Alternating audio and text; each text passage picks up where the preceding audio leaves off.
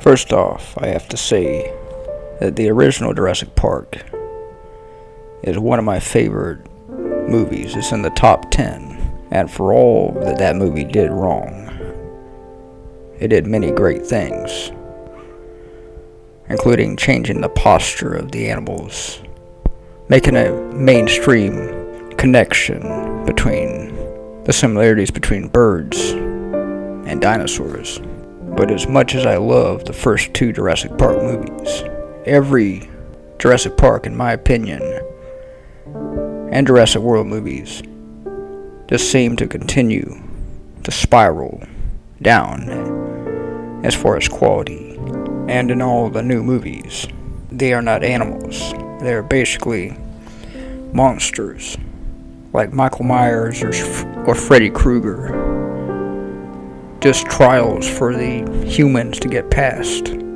They have no more complex emotions apart from I see it, therefore I have to fight and eat everything in sight.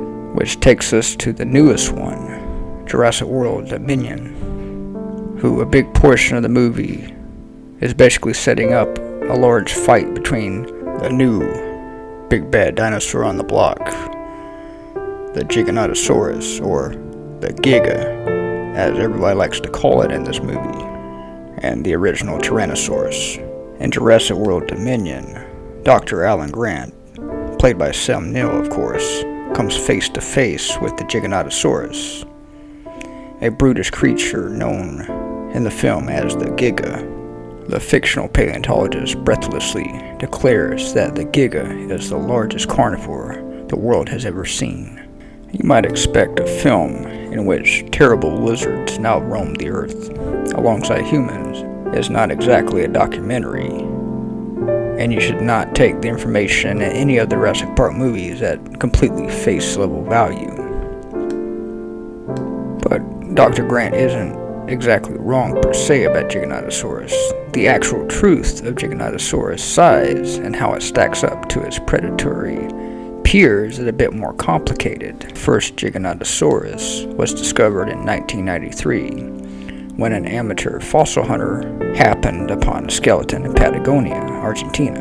The largest of the tyrannosaurs, Scotty and Sue, stands a little over 13 feet at the hip and was around 43 or 13 meters or so. And taking these numbers at face value, Giganotosaurus is indeed around the same size as the largest Tyrannosaurus. But there's a catch. We don't have the complete skeletons of either predators, truly.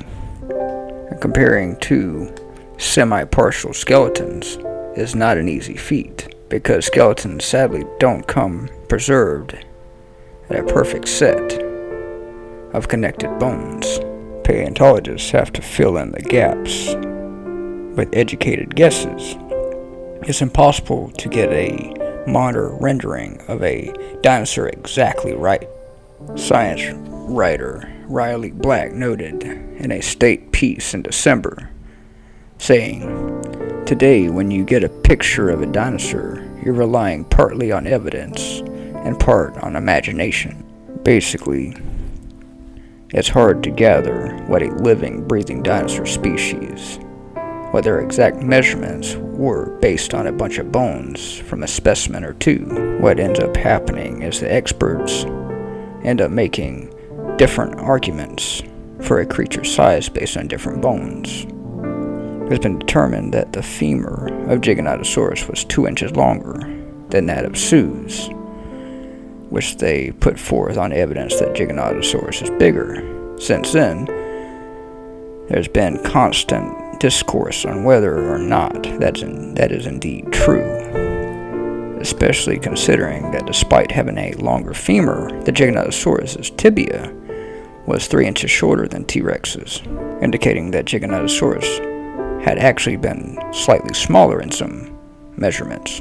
In 2013, paleontologist Scott Hartman used a skeletal reconstruction on a computer to further argue that Tyrannosaurus still reigns supreme. But of course, this is all bigger than just T-Rex and Giganotosaurus. In 2005, paleontologists discovered a snout of a Spinosaurus and concluded that the dinosaur would have been anywhere between 52 to 59 feet long. A figure that was later downgraded by paleontologists to less than 49 feet. Still, by that guess, Spinosaurus is the longest known carnivorous dinosaur, given that new dinosaurs can be dug up every day.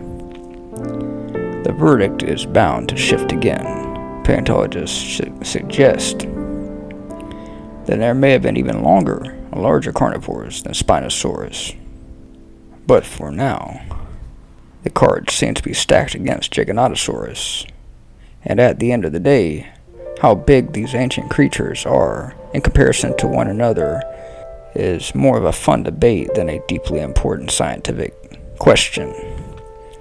All paleontologists agree that it is far more important to understand the animals, their evolutionary history, and their ecological roles than to settle the size contest. It seems that all of the large terrestrial carnivores from these different family groups all reach comparable sizes. They were all between 12 to 15 meters long and weighed 6 to 10 tons. Like if they were wrestlers, they'd be all in the same weight class. Does it really change anything if one is 2 foot longer than the other, or one weighs 500 pounds more than the other? This is just my opinion. I would like to hear everybody else's opinion on this.